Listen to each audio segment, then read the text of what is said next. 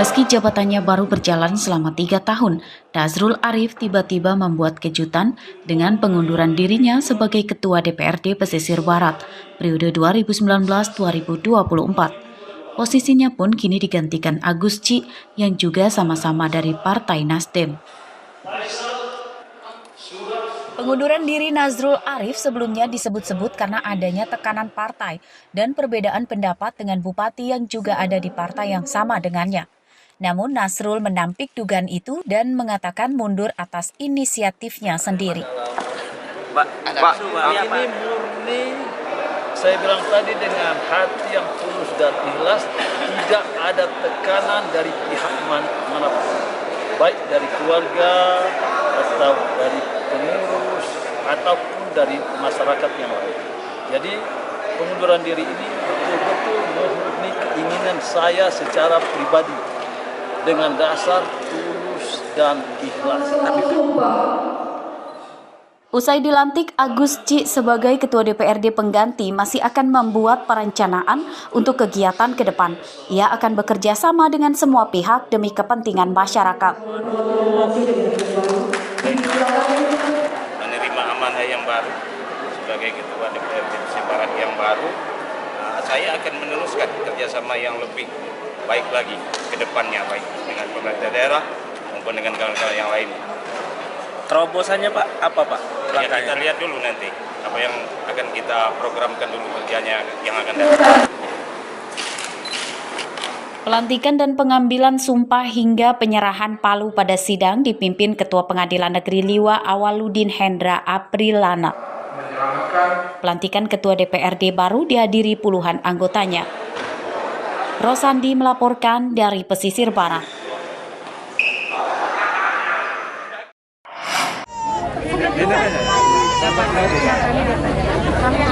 Jumlah anak kurang gizi atau stunting di Lampung Tengah masih tinggi. Data Dinas Kesehatan Lampung Tengah terdapat 4.000 anak usia 1-3 tahun menderita stunting. Data itu lebih sedikit dibanding yang dimiliki Dinas Pengendalian Penduduk dan Keluarga Berencana, yakni 6.000 anak. Tingginya angka stunting itu menjadi perhatian dan pembahasan serius pemerintah daerah Lampung Tengah. Pemda menargetkan penurunan 3% anak penderita stunting setiap tahunnya. Jika masih terdapat 4.000 penderita stunting, maka tahun ini ditargetkan jumlahnya menurun di angka 3.880 anak. Pemda akan mengedepankan pendampingan kesehatan termaksud menggencarkan program meningkatkan perilaku hidup bersih di tengah masyarakat. Menjangkau seluruh masyarakat dari kabupaten ini, menyadarkan mereka untuk hidup bersih dan sehat, tidak bisa hanya dilakukan oleh Dinas Kesehatan. Kami mengajak semua memberitahukan targetnya, sehingga kolaborasi dan kolaborasi antara OPD ada untuk mengajarkan masyarakat bagaimana caranya hidup bersih dan sehat, membentuk Kabupaten Lampung Tengah yang sehat.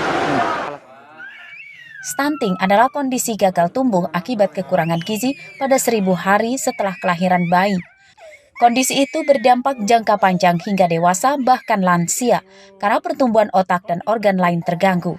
Stunting bisa disembuhkan jika terdeteksi sejak dini. Ari Susanto melaporkan dari Lampung Tengah.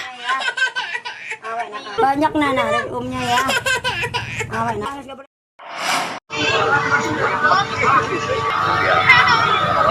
Puluhan warga di Desa Penawarejo, Kecamatan Banjarmargo, Tulang Bawang, mengikuti vaksinasi booster yang digelar oleh Badan Intelijen Negara atau BIN Lampung.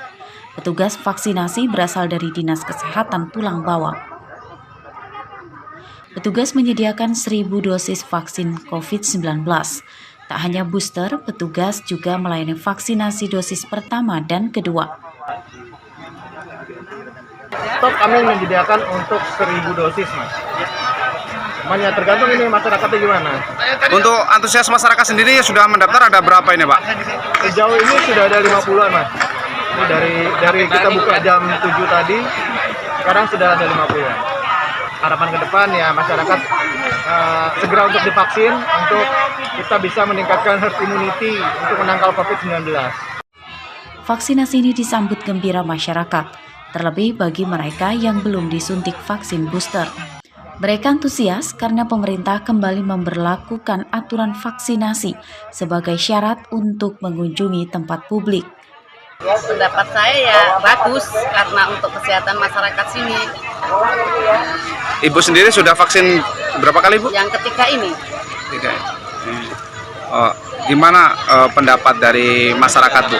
Kalau masyarakat senang aja ada vaksin ini kan bisa ini untuk menjaga kesehatan dan nggak kemana-mana, dan sini gratis di Pasar Gusi. Ya, kami sebagai masyarakat harapan kami sangat bagus. Karena apa, yang namanya program pemerintah ini tidak ada yang merugikan masyarakat, justru menguntungkan masyarakat, karena dia ini ketakutan atau apa ini karena di bawah ini kurangnya koordinasi. Berdasarkan data Kementerian Kesehatan hingga Minggu siang kemarin, pencapaian vaksinasi booster di Lampung masih rendah, baru 15,26% atau baru sekitar 1 juta orang. Target vaksinasi di Lampung 6,5 juta orang. Pencapaian vaksinasi dosis pertama 90,33% dan dosis kedua 73,7%. Mustaqim melaporkan dari Tulang Bawang.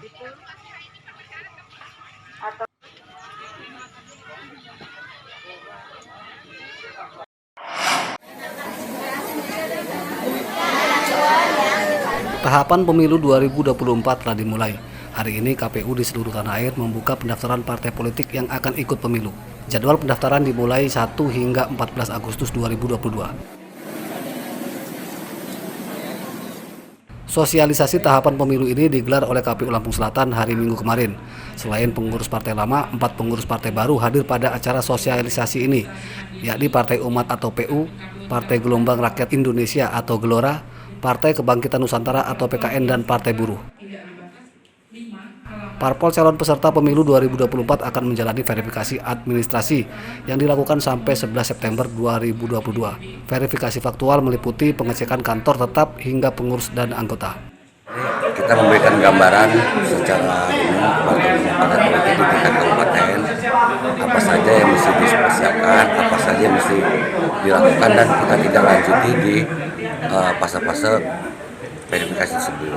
Berdasarkan PKPU 4 tersebut, kalau proses verifikasi administrasi termin lah untuk kita singkat menyebutnya itu di KPU Pusat RI. Kalau kita di kabupaten itu verifikasi virtual. Pemilihan presiden dan wakil presiden serta pemilihan legislatif akan digelar serentak. Pemungutan suara digelar pada 14 Februari 2024 mendatang. Ari Susanto melaporkan dari Lampung Selatan.